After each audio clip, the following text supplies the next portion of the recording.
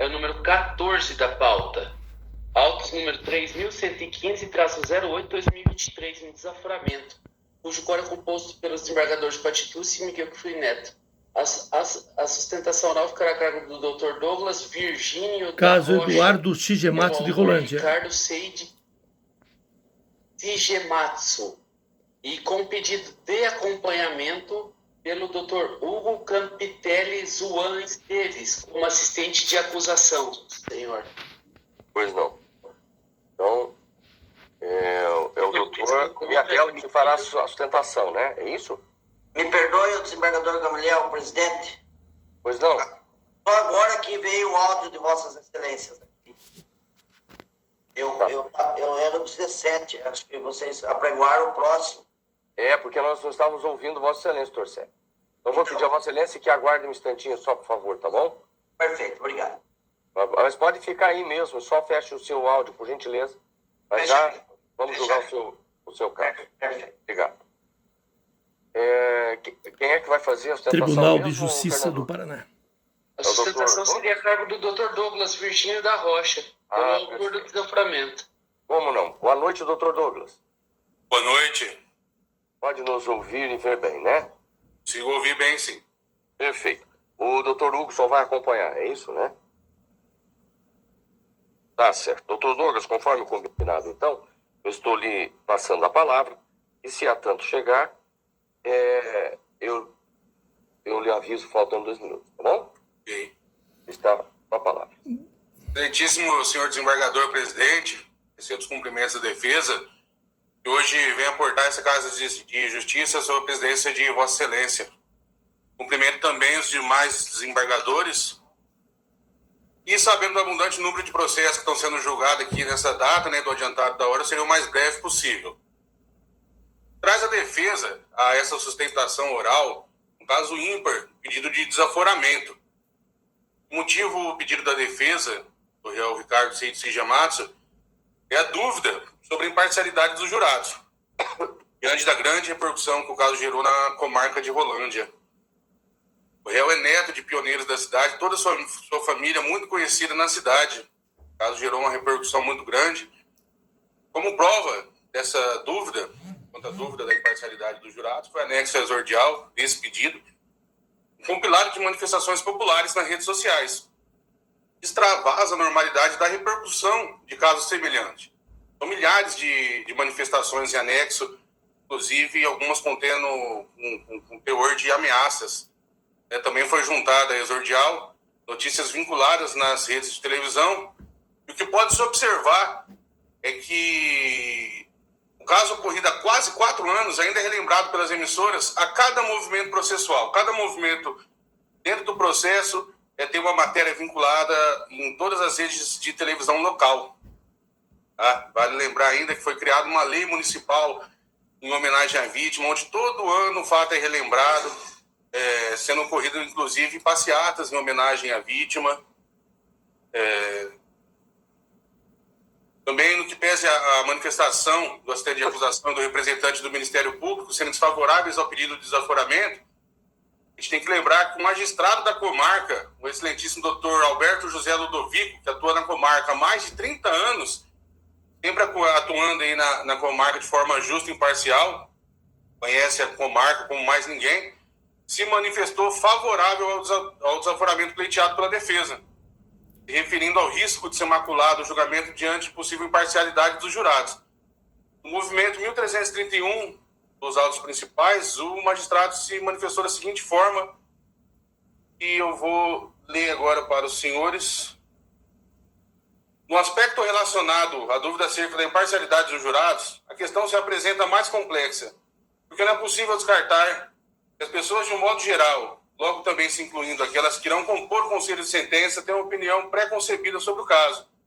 Assim acontecendo, não só porque o fato ainda desperta grande interesse da mídia e nas redes sociais, mas localmente, em razão dos réus, de serem os réus vítima e a vítima pessoas amplamente conhecidas nessa cidade, de aproximadamente 70 mil habitantes, onde sempre haverá alguém que teve alguma proximidade com os envolvidos, quer porque diretamente os conhecem, tiveram amizade, inimizade ou contato direto com alguém, conhecem parentes ou envolvidos, ou têm filhos que frequentam a mesma escola da vítima. Nesse ponto, a questão extrapola localmente a simples exploração da divulgação midiática dos fatos, e a isenção dos jurados pode estar comprometida, de maneira que este juízo entende conveniente o desaforamento, a fim de assegurar aos acusados o julgamento pelo Conselho de Sentença imparcial, garantindo-lhes a plenitude de defesa conforme previsto na Constituição. Excelências, esse é o entendimento do magistrado, que, como dito, atua há mais de 30 anos na comarca de Rolândia. O caso em tela configura absolutamente a excepcionalidade prevista no artigo 427 do Código de Processo Penal. Assim, então, diante do entendimento do magistrado que acompanha o pedido da defesa e das demais provas acostadas aos autos, havendo fundada dúvida quanto à imparcialidade do júri, se requer a essa Casa de Justiça hoje é o julgamento procedente, o pedido formulado pela defesa, para que seja desaforado o julgamento para outra região, que não seja a noroeste paranaense. Agradeço a atenção de todos, como disse, ia ser breve, devolvo a palavra ao presidente e obrigado, boa noite a todos. Muito obrigado, doutor Douglas, pela sua objetividade. Passo a palavra ao eminente relator. Obrigado, senhor presidente. Doutor, eu tive uma visão diversa do que o senhor coloca. Pela emenda até, ela é autoexplicativa. Alegação de possível imparcialidade dos jurados, virtude de comoção social, que o crime foi contra a criança, é um crime absurdo, né? Mas essa revolta do absurdo, ela contamina até Curitiba. Então, veja, então não pode ser julgado no Paraná, tem que ser julgado fora do Brasil. Porque o crime, basta bater na internet ali, doutor, tem acesso, né? Então, vai ser julgado o crime, mas só que o crime não ajuda, né? O crime é um crime delicado. Daí digo eu, imparcialidade dos jurados em virtude de comoção social, apta a alterar a competência inicialmente fixada, aventada a dúvida sobre a segurança do réu. Acho que a dúvida sobre a segurança do réu, isso daí é facilmente vencida pelo policionamento compatível, e o Estado do Paraná tem condições de dar segurança dentro do fórum, sem problema nenhum, coloca lá 50, 100 policiais, não tem nada que venha a criar dificuldade, além do que é um povo ordeiro, o povo da comunidade de Rolândia não é um povo devassado, não é um povo descontrolado. Continuo. Pedido de alegação de intensa repercussão mediática. Pedido que não comporta provimento. Inteligência do 427. Medida extrema de caráter excepcionalíssimo. Ausência de fatos concretos indicativos da plausibilidade da alegada dúvida sobre a imparcialidade dos jurados e a segurança do réu. Então, doutor, me parece que houve mais uma tentativa de adequação de uma situação hipotética aos casos legais, às previsões legais, sem, contudo, uma consistência na alegação. Então, o grande problema do senhor é este efeito midiático que existe, mas esse contamina o Paraná, contamina o Brasil inteiro, não tem como ser evitado. Então, por esse fundamento, senhor presidente, eu digo que o recurso deve ser conhecido e desprovido, senhor presidente. Muito obrigado, desembargador Benjamin. Vossa Excelência conhece e nega provimento. Como voto iminente, desembargador Sérgio Patitucci. Obrigado, senhor presidente. O doutor Benjamin colocou muito bem essa questão. E quanto à questão de segurança, é só pedir o reforço policial, eu acho que é o suficiente. Quanto à questão da comoção social na comunidade, isso era antigamente onde não havia uma comunicação e a comunidade em si, havia aquele problema, você levava para uma outra comunidade, lá ninguém sabia o que tinha acontecido, basicamente, e só os jurados teriam conhecimento do fato e do primeiro momento. Hoje, com os meios de comunicação, com a internet, isso já não acontece. Veja, por exemplo, nós tivemos recentemente aquele caso daquele homicídio em Guarapuava, que a moça foi foi morta lá no prédio e tal, e esse outro aqui em Curitiba, que ela foi atirada do prédio. Esses casos a imprensa divulga e faz o acompanhamento, e esse caso provavelmente vai acontecer, o estado inteiro vai acompanhar. Então isso, em qualquer local onde houver esse júri, vai haver um acompanhamento e os jurados vão estar influenciados pela imprensa, pela internet. Então isso basicamente hoje, esse fato acabou, isso não existe mais. Eu estou acompanhando integralmente o voto do eminente relator. Obrigado. Obrigado, desembargador Sérgio. Como voto iminente, desembargador Miguel Kfouri Neto. Beleza, senhor presidente, eminentes desembargadores, doutor defensor, doutor Douglas, que tão bem ocupou a tribuna. Entrou em contato comigo para fazer aquele contato de Goiás, o doutor Almeri Pedro de Carvalho, lá de Maringá, ilustre advogado maringaense, e relatou a situação. E eu confesso que fiquei preocupado, porque todos aqui conhecem a minha posição contra o desaforamento. E, principalmente, quanto o nosso eminente relator e do eminente desembargador Paticucci. Referir um desaforamento no último caso, quando efetivamente compromete mesmo, resultar comprometida por inteiro a imparcialidade dos jurados. E quando ele me disse que o doutor Ludovico, Alberto da Ludovico, meu colega de concurso, um juiz exemplar, né? Está ali, como disse o doutor, há uns 30 anos, na Rolândia, exercendo com absoluto brilho a função de juiz criminal, que é espinhosa, como todos nós sabemos. Quando ele disse que o doutor Ludovico tinha se manifestado favoravelmente ao desaforamento, eu falei, poxa, é de se pensar. Mas ouvi com muita atenção o voto do eminente relator. Lembro o caso, acho que deve ter sido distribuído para mim na época, habeas corpus,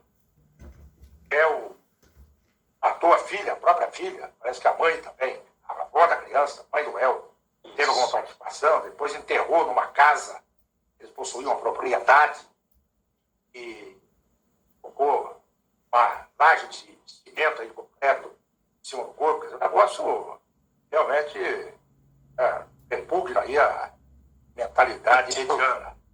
Mas é aquela história. Como foi bem frisado aqui, doutor Matus, doutor Benjamin, qualquer lugar, no Brasil, qualquer lugar.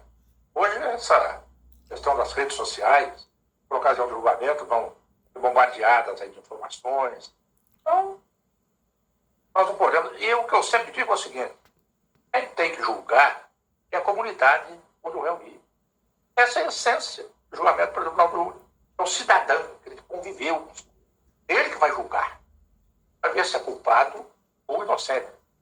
Então, administrador presidente, ao fio dessas minhas aligeiradas explicações, mais uma vez homenageando grupos aí de advogados combativos, né? Douglas, Almeri, eu acompanho integralmente o voto do eminente relator. Muito obrigado, desembargador Miguel. Eu, então, diante disso, proclamo o resultado do julgamento, que a unanimidade de votos negou o provimento. Quero cumprimentar o nobre advogado doutor Douglas, também seu colega, doutor Hugo, né? Hugo, só. E homenagear a nossa querida Rolândia. Foi minha primeira comarca em substituição. E ali era a sede de sessão judiciária. Quem quer atender ali Centenário do Sul, Jaguapitã, Porecatu, tem quilômetros de jornada aí num tempo que só tinha álcool em fila. Era caro, mas é uma lembrança muito boa. Cidade de Rolândia, eu morei lá, uma casinha pequena, tive que deixar metade da minha mobília, que era pequena, na garagem. Mas é um tempo que a gente lembra com alegria, e eu me lembro bastante também do colega Ludovico, que já era titular nessa altura, se não me engano, em Centenário. Não tenho memória certa disso, mas um grande juiz. Passo o coro aqui com o nosso preclaro desembargador Miguel Kfouri Neto. Realmente, é uma comunidade pacífica, é uma pena, né, ter acontecido uma coisa dessa. Uma comunidade de tradição e que deixou saudades, né? Então, aos senhores, uma boa noite e que ventos melhores soprem sobre a bela Rolândia, que merece. Agradeço a atenção de todos. Rolândia hoje não, faz tempo, é sede de batalhão. Nós estamos trabalhando com polícia militar. Verdade. Então, questão de segurança, trabalhando de polícia, né? Pode prover, né? Sem problema nenhum. Verdade. Obrigado. Lembrou muito bem, desembargador Miguel. E eu conheci na época o comandante lá também. Pessoa extremamente cordata e polida. Infelizmente a memória já me trai, né? Porque não tinha como lembrar. Mas é uma comunidade que deixou saudades. Deixou saudades. De comunidade de colônia alemã e nipônica e brasileira também, da Vila Oliveira, se bem me lembro, né? Mas é uma cidade que realmente é uma cidade... Ela tem uma peculiaridade, só para fechar, porque a um lado dela, anterior a Londrina, tem Arapongas e Apucarana. Posterior a ela, tem Cambé e Londrina. Então, em Rolândia, fica realmente quem quer ficar em Rolândia, porque quem quer ficar perto de Londrina fica em Cambé. Quem quer ficar perto de Apucarana fica em Arapongas, né? Então, Rolândia é aquela joia assim, da coroa ali, e é uma beleza. Eu gostei muito de Rolândia. Então, os nossos cumprimentos. Muito obrigado, desembargador Miguel. Então, uma boa noite ao senhor. Esse é o desembargador Gamaliel Semi Scaff. Eu tive o prazer de conhecê-lo, eu exercendo a advocacia e ele juiz substituto aqui em Rolândia, nos anos 80. Um abraço aí para o doutor Gamaliel Semi Scaff. E ao doutor Alberto José Ludovico também, que eu tive o prazer de advogar sob a sua batuta, né? Ele julgando alguns casos que eu defendi aqui na comarca de Rolândia. Um abraço a toda a família forense.